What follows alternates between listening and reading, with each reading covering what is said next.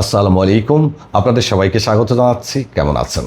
কাউকে যদি কপিল টার্মিনেট করার পরে কপিলের সাথে বলেও যোগাযোগ করবেন না।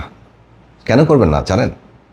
একবার কপিল যদি কর্মীকে টার্মিনেট করে দেয়, চুক্তি নিষ্পত্তি করে দেয়, সেক্ষেত্রে ওই কপিল চাইলে ওই কর্মীকে পুনরায় তার আন্ডারে নিতে পারে না, একই নামে, একই মুআসাসায় বা একই প্রতিষ্ঠানে। এটা একদম পরীক্ষিত।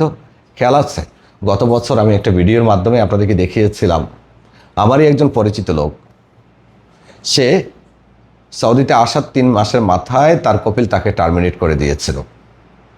কপিলকে যখন জিজ্ঞেস করা হলো, কপিল বলল আমি তো করিনি, অটোমেটিক হয়ে গেছে। পরবর্তীতে কপিল আমাদেরকে আশ্বস্ত করলো আমি ঠিক করে দিব।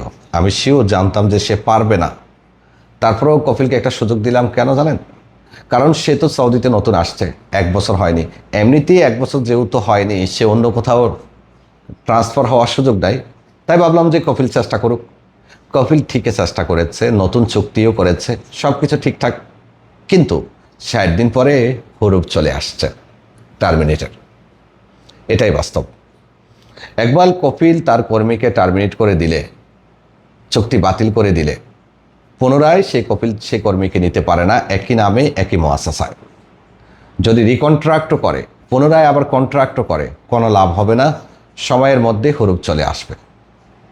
তো এই ক্ষেত্রে আল্লাহ না করুক কাউকে যদি কখনো টার্মিনেট করে, তো কপিলের সাথে যোগাযোগ করলে উল্টা ঝামেলায় পড়বেন। 500 রিয়াল দাও ঠিক করে দিব, 1000 রিয়াল দাও ঠিক করে দিব, এটা করো ওইটা করো, কোনোটাই কাজ হবে না।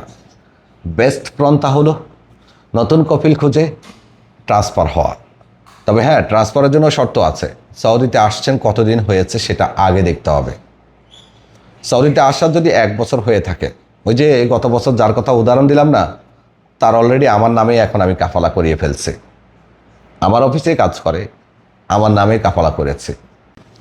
তো আপনি সৌদিতে আসার যদি 1 বছর পরে আপনাকে আপনার কপিল টার্মিনেট করে, সেক্ষেত্রে আপনি যেহেতু 80 ধারাতে টার্মিনেট হয়েছেন, ডাইরেক্ট টার্মিনেট, অন্য কপিল অথবা কোম্পানির কাছে ট্রান্সফার হওয়ার সুযোগ পাচ্ছেন।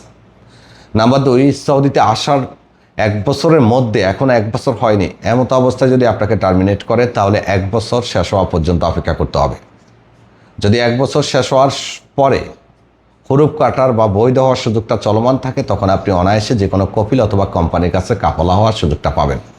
সৌদি শ্রম আইনের নিয়ম অনুযায়ী কোনো কর্মীকে যদি টার্মিনেট করে, সেই কর্মী 60 দিন সময় পাবে এবং কর্মীর কাছেও কিউআর থেকে মেসেজের মাধ্যমে বিষয়টা নিশ্চিত করা হয়। স্পষ্ট লিখে দেয় 60 দিনের মধ্যে তুমি দেশে চলে যাও, অথবা 60 দিনের মধ্যে সৌদিতে তুমি বৈধ হওয়ার চেষ্টা করো।